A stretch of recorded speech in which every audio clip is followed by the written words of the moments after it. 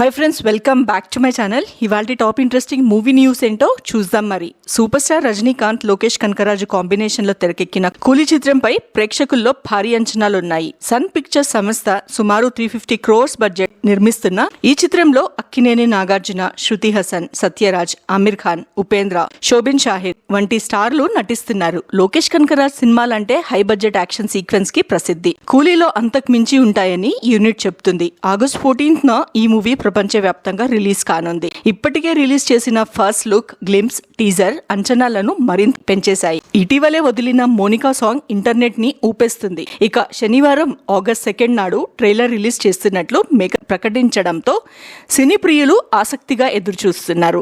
August 14th కూలీ చిత్రానికి పోటీగా వార్ 2 కూడా రిలీజ్ కానుంది. ఈ నేపథ్యంలోనే రెండు పెద్ద చిత్రాలు ప్రమోషన్ లో పోటీ పడుతున్నాయి. అయితే కూలీ టీం చేసిన ఓ ప్రయోగం ఇప్పుడు నెట్టింట వైరల్ అవుతుంది. సరికొత్త వ్యూహంతో బరిలోకి దిగిన కూలీ టీం అమెజాన్ డెలివరీ బాక్సులపై మూవీ పోస్టర్లను ముద్రించి అందరి దృష్టిని ఆకర్షించింది. అమెజాన్ డెలివరీ బాక్సులపై కూలీ పోస్టర్లను చూసిన నెటిజన్లు ఆశ్చర్యపోతున్నారు.